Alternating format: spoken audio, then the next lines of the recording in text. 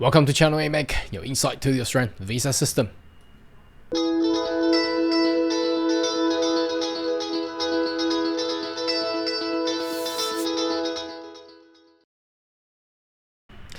Good day everyone, my name is Carl Young, your online YouTube visa consultant. Are you interested about migrate to Australia? Why don't you consider to subscribe to my channel and turn on the bell on the side, so once we have all the updates and news, you'll be the first one getting all the insight.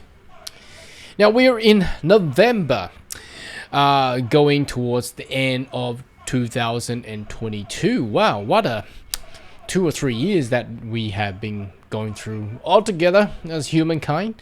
Obviously, we've gone through a pandemic and all that. There's a change of government, a lot of change of the policies, inflation, skill shortage, and you probably know all that as you have been following my channel long enough. Now, this video is all about some updates of news. Now, there is no exciting policy, but we do know that, in fact, the Minister of Home Affairs, Claire O'Neill, has actually announced and issued a stakeholder review by means inviting anyone in the public to put input how it could actually assist Australia's economy for a better visa system. Well, I probably will have some thoughts on that one. I think, well, just increase a lot more quota will actually do a lot of helps. Would you agree with me? I mean, if you have more quotas, everything will go faster, everything will go more smoothly. There is no more delays and things. And isn't that what Australia wants? Or perhaps they may go back 9 years ago where they're arguing about just too many migrants coming to Australia. I don't think that will be a topic for a medium long term anymore, as they have proven Australia as a country needs more migrants. Anyway, let's update some news. Now, first of all, have a look. Australian Immigration Minister personally, so that's Andrew Giles, personally intervened to grant Djokovic visa. Here we go. Okay, I actually said that a couple of months ago.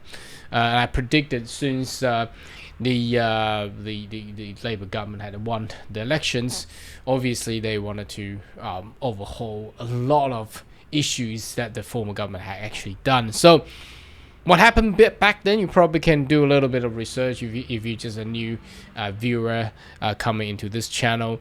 Back then, Djokovic's visa, well, he actually arrived in Melbourne, and somehow due to COVID, the government back then detained Mr. Djokovic and deported him back out of Australia, back to his country.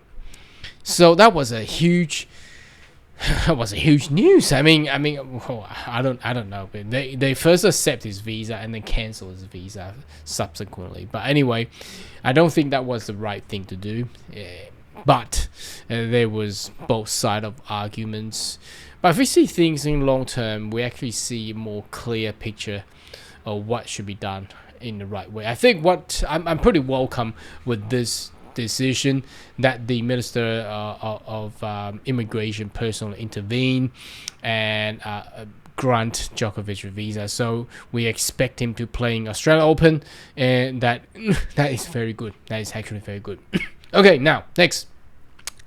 Well, here we go. That's the Minister of Immigration, Andrew Giles. So, topic here. Now, this is 2 days ago, the news. So, I'm gonna just go with the weekly updates, as there has not been any big news recently.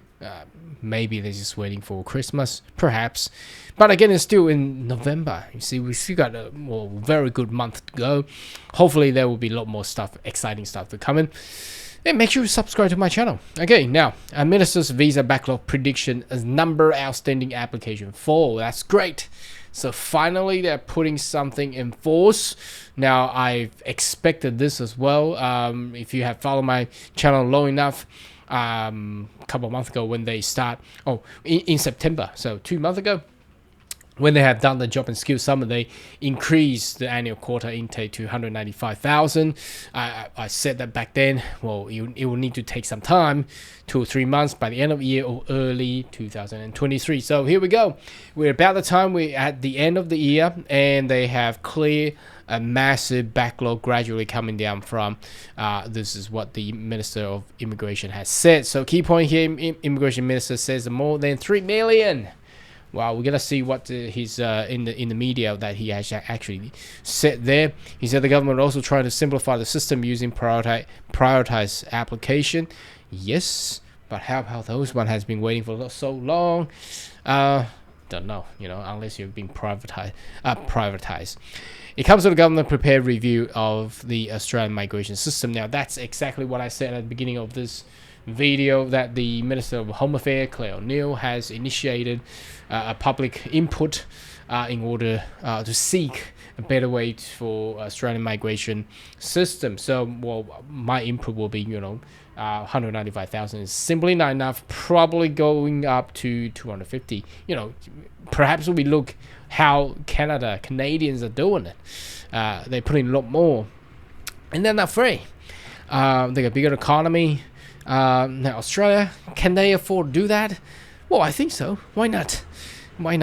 I don't think there would be any problem there, because from what I have been in Australia and practiced as in immigration industry for more than 20 years, I've seen the more populated places coming into Australia, the more business, the more vibrant of economy. You look at the US, obviously a lot of people say, oh no, we don't want that many people, but see how that goes. Anyway, that's my input.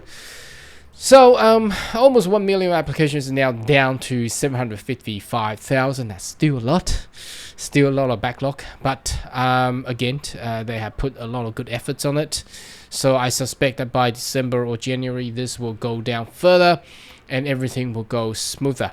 Mr. Zhao said the government was on track to backlog around 600,000 by the end of the year, so that's good. That's another 155,000 down, so that's very good. Almost half the number of applicants in the system back in May. Very good. Also 300 more staffs has been hired. I see that's happening. I can feel that's happening. So those quota. Oh, one thing about skill migration. Do you feel that's there's a little bit of pause going on in skill migration? Are you continuing getting invites? Probably get some input so we can have the chat. Treat this channel as a forum. Leave your comment down there. I kind of feel there's a pause somehow. The state government, territory governments is not inviting, and so is the federal government is not inviting. It's not throwing invitation around as much as previously. So that's probably they're throwing human resources in sorting out the backlog currently. But anyway, how do you feel? Do you feel there's still a backlog?